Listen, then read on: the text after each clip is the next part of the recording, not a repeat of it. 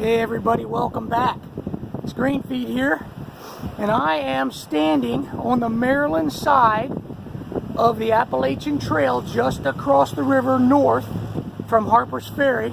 Behind me here is the closed section of bridge, and what I noticed today out here is it does appear like somebody's doing some kind of work. Maybe it's a survey or whatever to see what's got to be done, but that's where I'm at. And you might say, you know, like, why is he standing there? Well, if you'll remember, I told you that you probably wouldn't see a video from me until I got the Springer. Well, change one of probably many on the trip. So what I've decided to do, since I live here and I hike this Maryland section of the trail all the time, I've probably hiked this thing from one end to other 15 or 20 times, just in preparation and so on and so on. So what I decided to do is I'm going to get on the trail here at Harper's Ferry. I am going to walk to the Mason-Dixon line at Penmar, just after Penmar, north of Penmar, and this is going to count as my Maryland section of my hike. That way when I get up here, I'll be able to just take some time with the family, and that's the whole reason for doing this. It'll take me a few days since I'm just kind of starting out to hike this section. I'll vlog it and document it, and you know, we'll just take it as it comes. But this will be my Maryland section. So technically, I guess my hike is now a miniature flip-flop, I guess. So, because when I finish this, I'll have about a week or so, and then I'll head down to Georgia and start in Georgia, but my Maryland section will be finished. So hey man, it's a beautiful day to hike. It's about 38 degrees and the sun's shining. I'll show you the river is really up. Man, that thing's up and muddy. We've had quite a bit of rain here recently. But hey, we're gonna go down here and get on the C&O Canal, and I'll show you some you know, some footage here of the trail. Just as a sort of a public service announcement, if you get up here and you're hiking north and the footbridge across the river is still closed, what you'll need to do is get a shuttle across the river to a small town, just past a small town called Sandy Hook. And there is a bridge that is upriver from where I'm standing, not more than about 600 yards, 800 yards, something like that. And that bridge you'll walk those 800 yards to this spot right here, which is the Maryland side of the Appalachian Trail crossing the Potomac River. So, at any rate, we're gonna get hiking, and I'll be chatting with you along the way. Maybe since we're already starting this thing out, maybe what we'll do is we'll talk about some of the equipment changes and things. Okay, I'll see you down the trail. Alright, welcome back folks. Looking behind me here, the train bridge is right there, and across the river you're looking at Harper's Ferry. And the trail that I'm on now is technically the C&O Canal. But if you follow this up until you go under the 340 bridge, the trail will break off basically north, and you'll head in that direction, and that'll put you back on it. This is just some of the cliffs and things that you're gonna see down here. I mean, it's gorgeous. It just really is pretty down this way, and that's where we're headed right now, guys. Hey everybody, well, there's the 340 bridge, and you can hear the traffic kind of roaring over the top of us. That's a busy thoroughfare, I'll tell you. All right, so what we're going to do now is we're going to head her on down here, and you can kind of see the bridge and canal, and this is the towpath. We're still on it. Up here you'll see some white blazes as we're walking.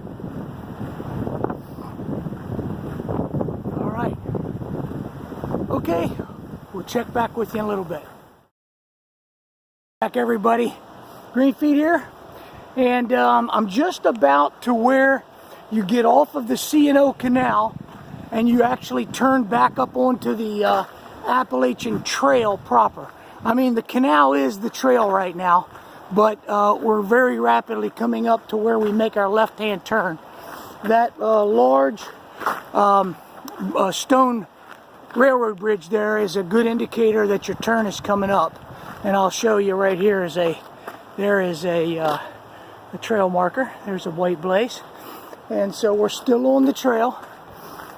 We got probably, when you cross the 340 vehicle bridge, you got probably a mile and a half, I'm guessing, to where the turn, where you turn to go up and go underneath the Vert 340, which is going to take us up to Weverton Cliffs. So hang with me here, and when we get up to the crossing, I'll kind of show you that, and it'll give you a good, it'll be a good recon for you if you haven't been up this way. All right, see you. All right, here's where we make our left turn, and there's the trail marker.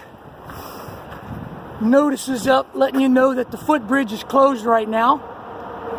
But when you get to this trail marker, you'll see the canal house, the red canal house, and you'll turn left right here and go over the railroad tracks. So that's where we're headed. That's where we're headed. And eventually, we're going to find ourselves up there. That's Weverton Heights, Weverton Cliffs, and that's where we're headed next. Alrighty, when you get up over this bridge, you're going to come onto a hard ball road, and we're going to turn left. And you'll see there'll be a marker. There's a marker on the trees up here to let you know which way you have to go. It's pretty simple. If it's dark, you got to kind of be paying attention, because let me tell you, down in here it's dark when it's nighttime. I've hiked this in the night, and it's pretty daggum dark. And of course, you want to be careful here. Big railroad crossing. And there's the double blaze indicating the left turn. And that's where we're going. All right. And I'll take you over here to where the trail starts. And then we'll stop it until we get up toward Weverton there. And get moving. So I think you can probably see the trail markers and the trail. This is a well-used road. There is traffic on it, especially in the early morning and in the evening when people are going to work and getting off. So, but all in all, not too dangerous, okay? Not bad. Probably hear the traffic of Route 340 that's off to our right as we're walking up here, and we're going to go underneath that 340 bridge, which is kind of cool. It's a kind of a big drop off, and this is the trail up in heading toward Weverton. All right, we'll get back with you in a few minutes. All right, folks, we made it to the place where we cross underneath of Route 340. This is the bridge underpass where the trail goes under. And this is kind of what you get. You're right underneath it here. I guess technically if you needed a drop off, this would be a great spot to drop off. And this is kind of what it looks like underneath it here. And I got caught underneath it here one time in a pouring down rain. But it's a beautiful little creek down through there. Absolutely gorgeous. Looks like they got some serious erosion going on here right now. But at any rate, this is the underneath of the 340 bridge. Now we're headed down and around this corner up to Weverton Road. So we're not really far away from the Weverton Trailhead parking lot, and then on up to Weverton Cliffs, and we'll keep on heading north. So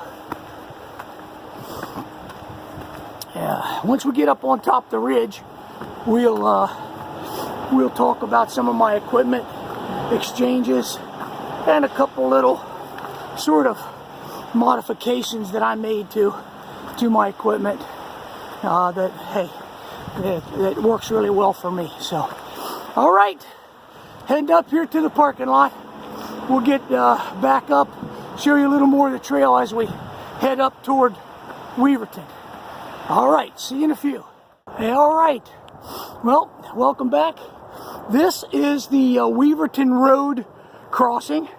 You'll come up along this guardrail and the Weverton parking lot, trailhead parking lot's just behind me. And these are the stairs that start the trail north here out of Weverton, off of Weverton Road.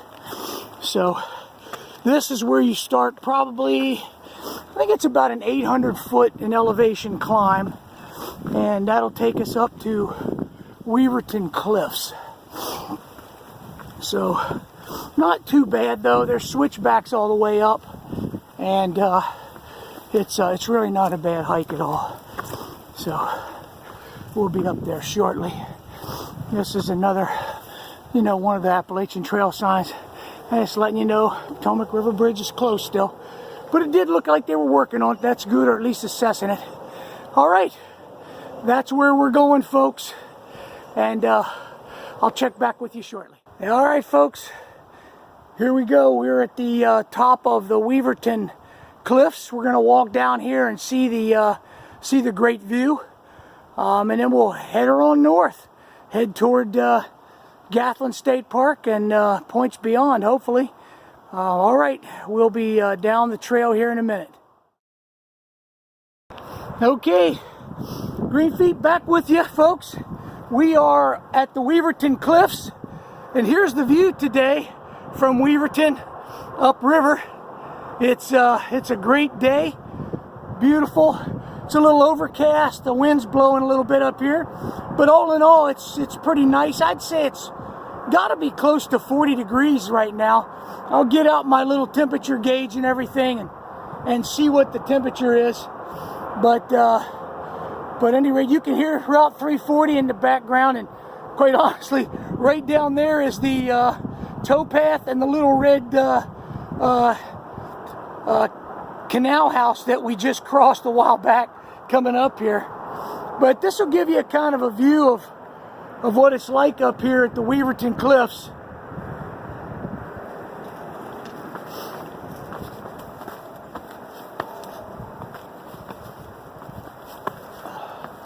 That's looking down toward the town of Brunswick and off toward Virginia on the other side. So, like I said, it's a great day. All right, we're gonna sign out. Hey everybody, listen, well, we're finally up on the top of the ridge line, headed north. Weverton Cliffs is probably a mile behind us, I guess, somewhere close to that anyway. We're gonna head up here to the Garvey shelter, and that's where we're gonna have some lunch, okay? And we're going to kick back a little bit, relax, get some lunch before we continue on north. But while we got a nice smooth ridge line here, what I thought I would do is just tell you a couple things that I've traded out in my equipment. So, big three. I haven't changed anything with regard to my sleeping quilt, still the Enlightened Equipment Revelation 20 degree. My backpack is still the Z-Pax Arcol, but I traded out my sleeping pad.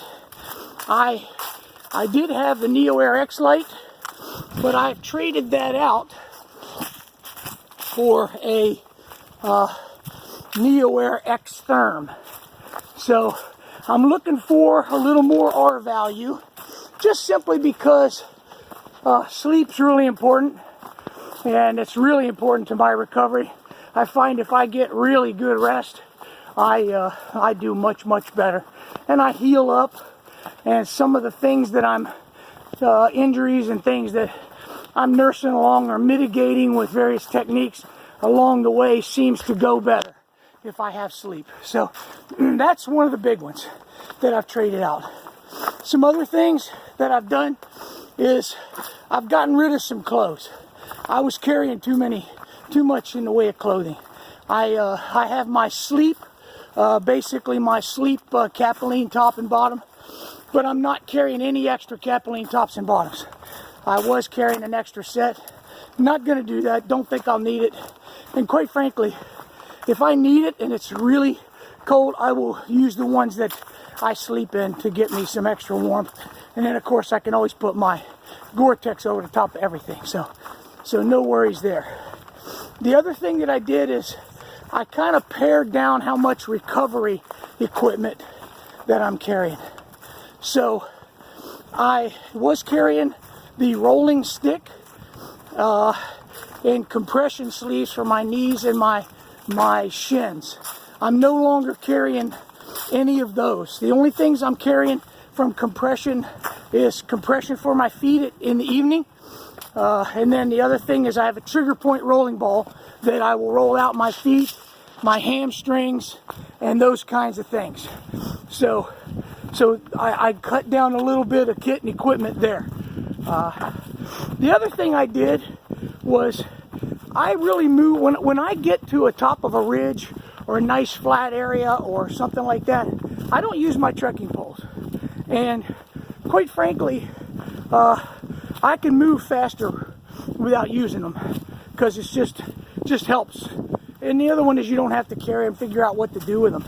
So I made this thing that I call a trekking pole caddy, and I'm going to kind of show it to you. Not sure if you can see it, but there it is right there. And I made that, and I love it, man. I love it. I can snap my poles in and out of there with one hand, and I don't have to look. I can just pop them in, pop them out. When I go uphill, I can just grab them and off I go. And then, man, it works really great for me. I did lose one of the little hip belt pockets, but hey, what's, I don't know, 20 or 30 cubic inches of load that I don't need anyway. So at any rate, that's some of the changes. The other thing that I did was I changed out my Patagonia R1 sweater, quarter zip sweater, with a black diamond full zip hoodie. It's called the Factor hoodie. It's roughly, I'd say it's, in terms of warmth, it's roughly the same weight. I am carrying about a 3-ounce penalty for selecting that one. But what it does is it gives me a hood and it gives me a full zip capability. So if I need it, I can vent that thing all the way down, and which will be much better for me. You know, as I'm walking along, if I get warm, I can delay having to take everything off and you know, tie it to the top of my ruck or whatever for a while, just by venting it down. Let's see. I think that's probably about it. I made a couple other little mods. I made a sort of a system that kind of holds my umbrella, and it's just a couple of big elastic bands that my wife sewed together for me, and I have 2 of those on here, and my umbrella slides down, the handle slides down in it, and then under my chest strap, and then I put the little cord on the bottom of the umbrella. I put that through the chest strap, and it just keeps it from sliding down, and man, it locks it down real good. I like it. And you know, obviously if it rains, I'll be using it, but I've walked around with it just to make sure that it's going to work. One of the other things I'm doing is I have the case that the umbrella came in. It's fairly lightweight, probably 1.5 ounce penalty, maybe 2, not doubt 2, but about 1.5 ounce penalty, I guess. I haven't weighed it. But the bottom line is that you're going to hit brush and all kinds of things going under blowdowns and so on, and an umbrella with holes in it isn't worth having, so I'm keeping the case on that. Now, if I get up the trail and I figure out I don't need it, well, that case will go home in a box with other things. The other thing I will tell you is my weight that I'm carrying now. Now, I have 4 days of food, a full 4 days of food. I'm carrying 1 3/4 liters of water, plus all the other gear that I have in my pack. Now, this is just my pack, not what I have on my body, but my pack came up to 34 pounds. So that's what's in my pack right now. Well, minus some water and some food here very shortly. But that's what my pack weighs. That's probably what it'll weigh when I get to the top of Springer. It's 34 pounds. Now, the Arc Haul, being one of those, I would call it a ultralight pack. 34 pounds is probably as much as you want to put in that thing. It's designed, they say, for 40, but I will tell you that it's more comfortable when you're sub 30s, right? So you're more comfortable when you're down in the 25 pound range. It's much better. But if it does well, if I can tolerate everything on this 40 some mile jaunt that I'm on now, hey, I'm just gonna start with it and roll with it. And quite frankly, if it bugs me that much, I will swap it out, and I'll pick me up an Osprey pack. Yeah, there's a weight penalty for it, but if you haven't ever tried an Osprey, you know, Atmo or an XO on, man, you should do it, because that anti-gravity harness system they have is top notch. I'd say it's the best out there. That's just my perspective. And it'll carry 40 pounds, 35 pounds. It'll carry that like nothing, man. You'll be much more comfortable in that. But at any rate, I've chosen what I've chosen so far, and that's the way I'm going to roll. I think that pretty much covers everything that I changed out, or I did. Everything else is pretty much the same. I may have pared down a little bit of repair kit and a little bit of first aid stuff. I mean, really nothing. I tried to cut as much weight out as I could and feel safe about just going into the mountains. And you know, they say you pack your fears. I'm probably no different.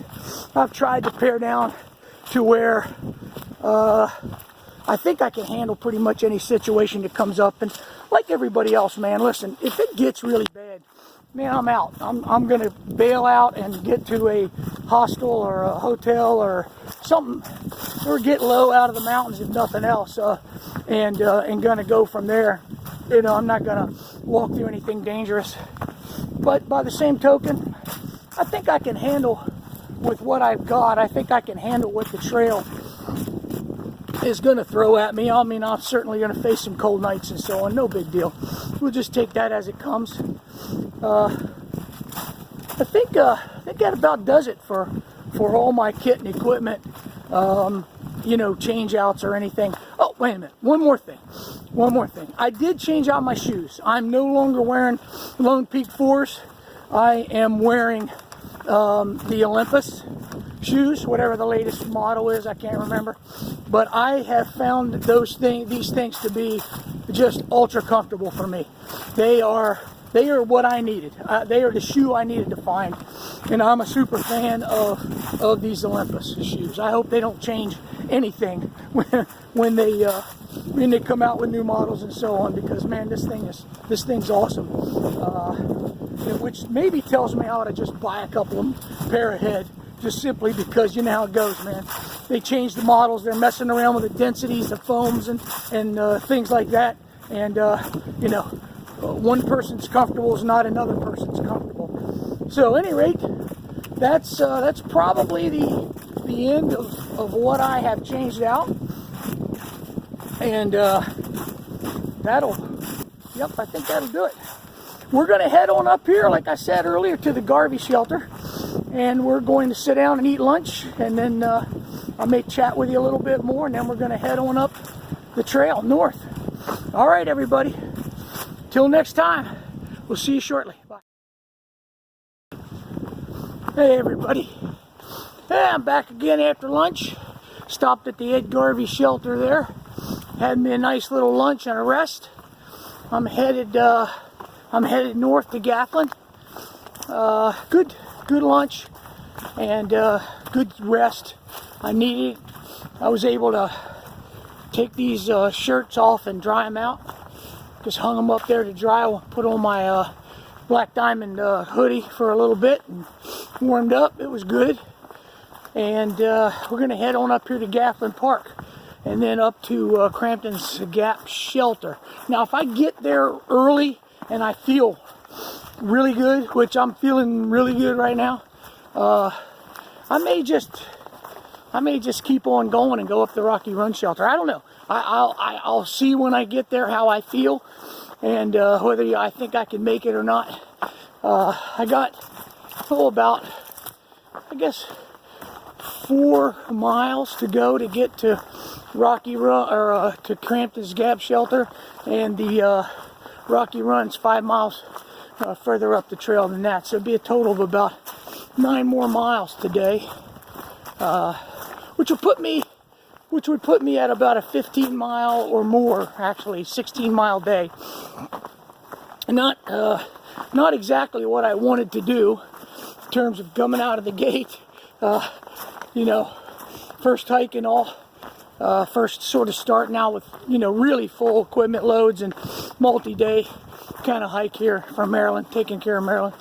But if I feel good, I'm going to go ahead and do it, because I know we got some really bad storms that are supposed to come in at the end of this week. So my plan is to try to, you know, get through all that so I don't have to hike through a heavy rain or snow or something like that.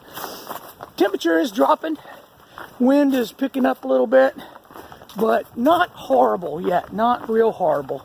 At any rate, we're moving up the trail. I think you can kind of see where we came from there. That's where we came from. And that's where we're going. Beautiful ridge up here. Beautiful limestone ridge.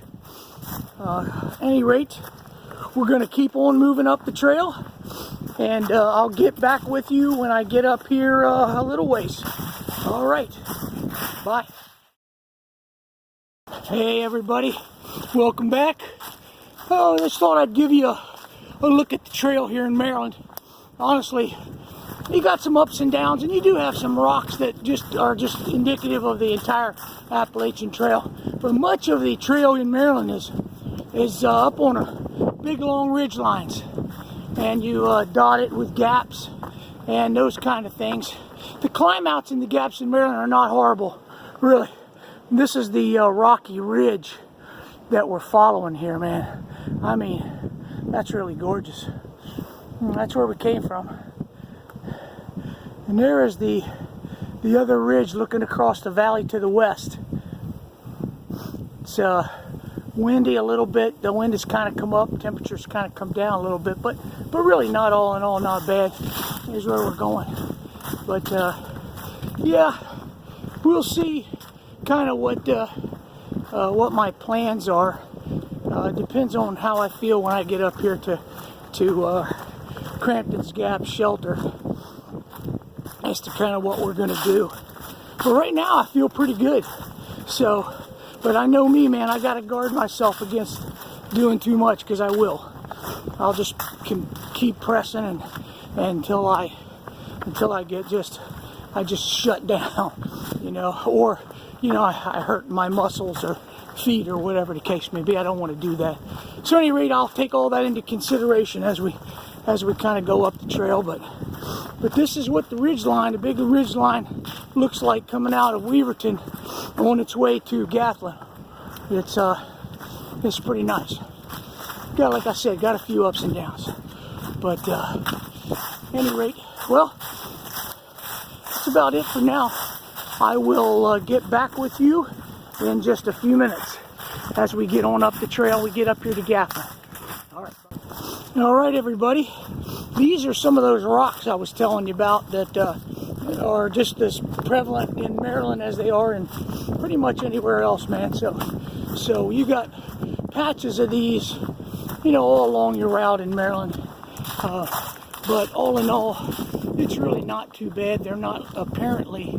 Now, I have not hiked above Duncannon, Pennsylvania, and I understand the rocks are kind of pointy up there as they're laid in the ground. But here, you got kind of a little bit of everything. You got pointy ones and flat ones and so on, but you can pick your way through the rocks. pretty easy here. You know, not a big worry.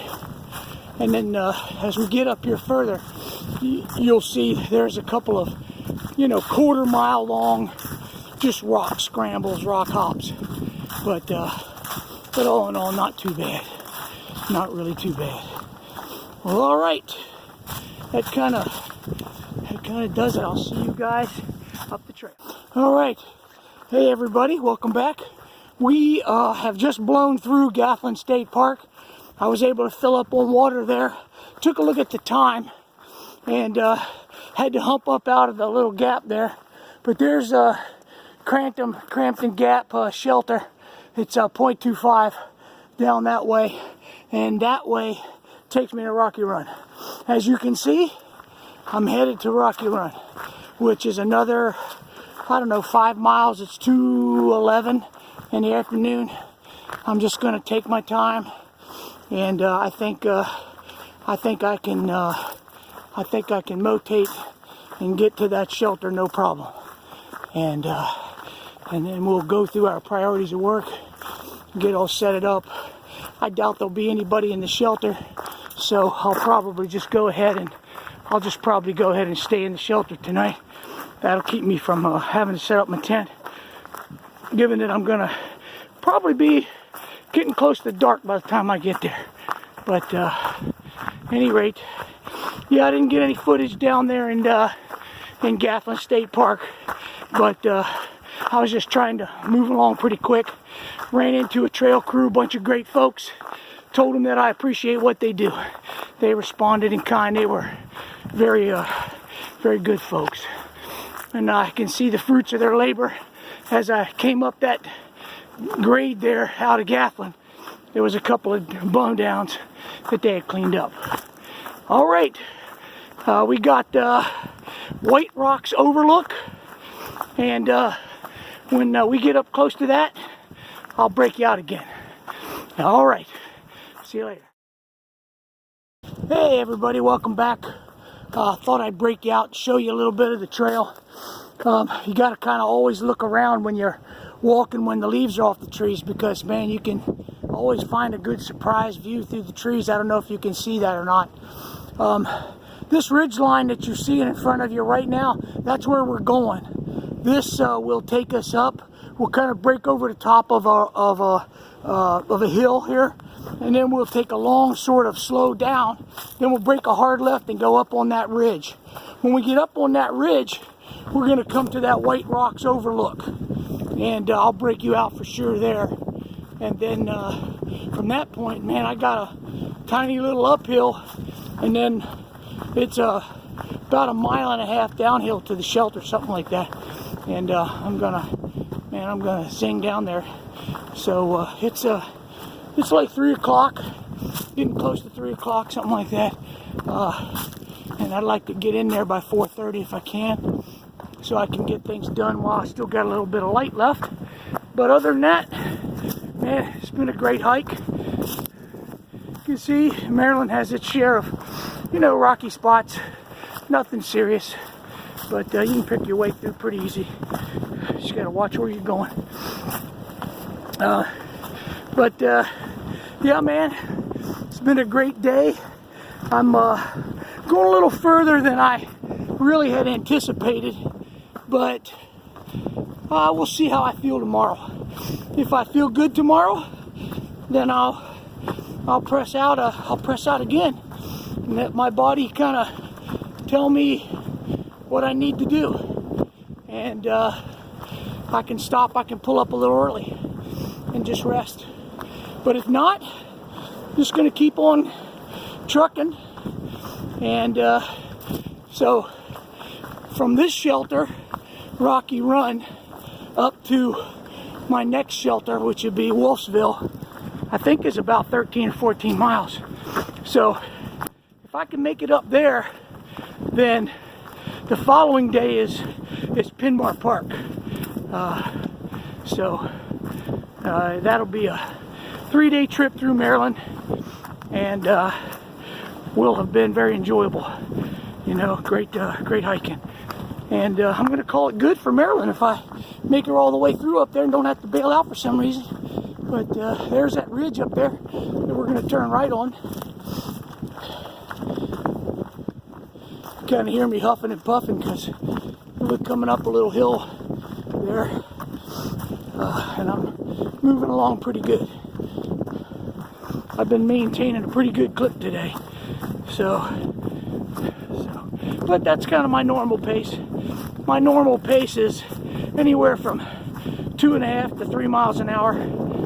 That's generally been what I've been hitting, and kind of interestingly enough, my rucksack doesn't sort of change that. It's just sort of the speed that I like to walk. Now I'm starting to get a little tired, so I'm going to be very careful with my foot placement and those kind of things, because man, that can ruin a day, I'll tell you. You know, I thought of one more thing I changed out for the trip. Nothing serious, but I was using, bandanas like everybody, to wipe your nose and hang off the front of you and that kind of thing. And they work just fine. Sorry about that, guys. But they work just fine. The problem is they don't dry. I mean, they just flat don't dry out. And they get wet. Now, everything will get wet in a rainstorm. We're not talking about that. But if you're constantly wiping sweat or something like that on them, they just don't dry out well. So I got the smallest microfiber towel that Sea to Summit has, and I think it's like a 12 by 18. And that thing is nice. First of all, it won't tear your nose up, and it dries quickly. So you can be walking along, wiping your nose and wiping sweat out of your eyes and things, and that thing will dry quickly, man. You won't have any problem with it, and like I said, it doesn't hurt your nose. So that's the other addition that I kind of made to my kit and equipment. Well, we're gonna make this corner up here and get around and get up on this big ridge line, and we'll come up to that White Rocks overlook, which I will break you guys out for sure. All right, just to kind of give you a little panorama there. There's a big valley out across there. That's looking down toward Frederick, off to the east. And that's the direction we came from right there. And this is sort of what the west side looks like. Nothing off the ridge, just up on the ridge right now. And then that's where we're going. So, all right, I will see you guys again at White Rock Overlook. Bye-bye. All right, everybody, welcome back, man. Well, we're at White Rocks. And, man, what a beautiful, beautiful view. Look at the rays of the sun coming through the clouds. It's just gorgeous. So, White Rocks is about 2 miles, I think, from the shelter, something like that. I'm going to look. But, yeah, man, what a beautiful overlook. Wow. All of these dead trees you're seeing, most of these are probably oak trees that were killed by gypsy moths. And the other ones that potentially are in there are ash trees killed by I think it's the ash borer that killed all the ash trees, or is in the process of killing the ash trees. But at any rate, man, what a view. Let me zoom you in just a little bit so you can kind of see the view out there. Wow. Look at that, man. That is just gorgeous. That is gorgeous. Man. Man, oh day. All right. Well, this is White Rock.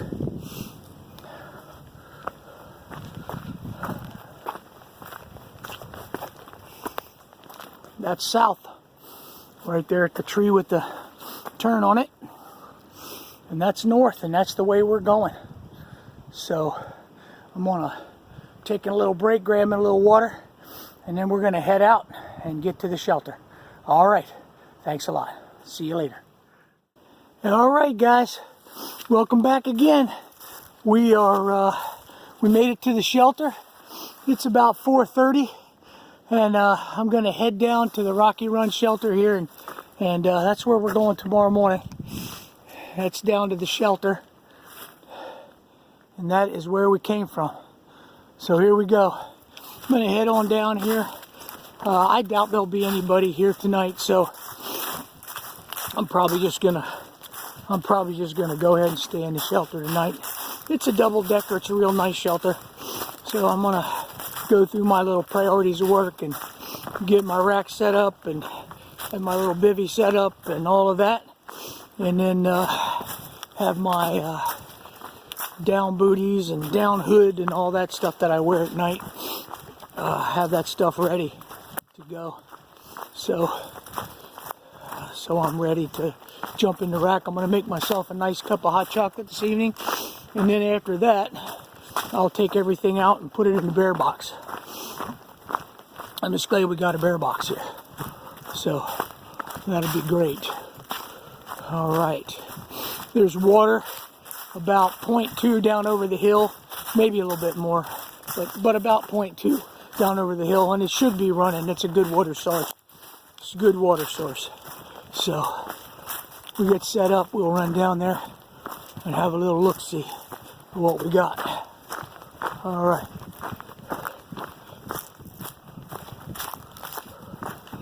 I'm going to take a look. Looks like I might see a rucksack. I'm not sure. Could be somebody else here, but I don't know. It might just be a blue tarp or something. I don't know. So there's the shelter. And there's the privy. I think that's probably the bear box. And continue on past the shelters where water is. There's a number of campsites around here, and there's some up on the hill as well. But this is going to be home for the night. Once I get in and get set up and everything, I'll do a little recap of the day and kind of let you know what we did today. Feeling pretty good though. Not feeling bad at all, really. Probably too many miles really for my first day, but honestly, like I said, I'm feeling pretty good. So there we are. Here's where we're staying tonight.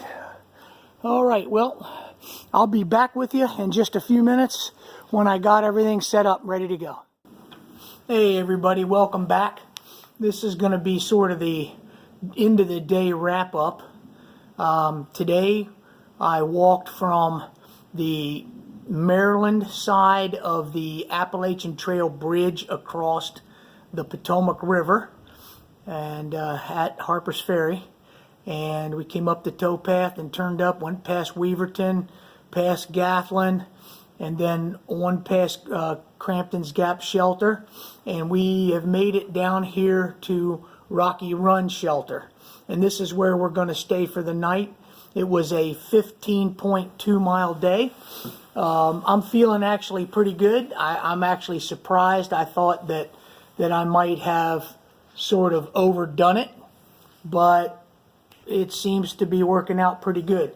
So I'll tell you that what my plan is I'm going to make some hot chocolate, and I'm going to sit here, relax, and sip. Temperature is, I don't know, 40 degrees, maybe 38 by now. I think it's going to get down to, maybe high 20s tonight. A little cloudy, so it's going to hold in the heat a little bit.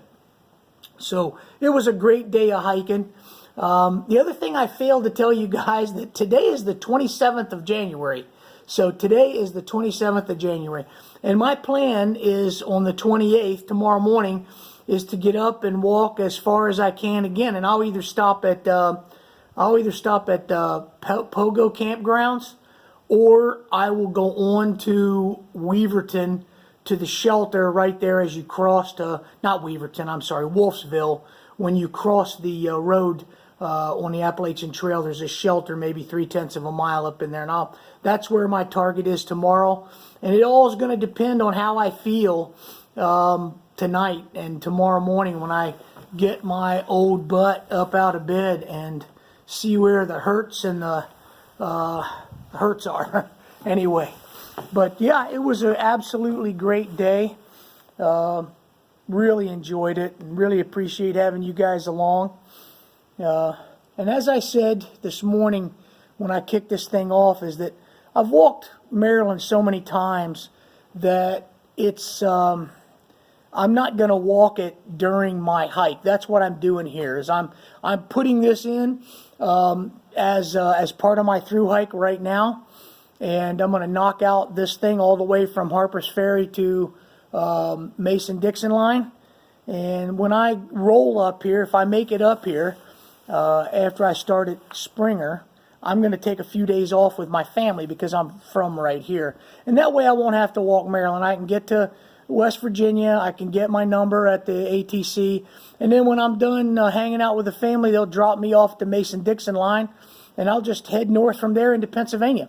So that is kind of why I'm doing this. And I know it's a little bit kind of out of the ordinary for a thru hike, but I look at it as a mini flip-flop, if you will, sort of well, I guess it would be a mini flip hike skip flop. So at any rate, that's my plan. That's what I'm doing, and that's kind of what's happening for now. Well, listen, I appreciate you guys hanging out. Hope you guys had a really great day. Met a lot of nice folks along the trail today, day hikers and so forth. But I hope you guys had a great day. And I'm going to sign off for now. I'll see you tomorrow, day 2 of my Maryland journey.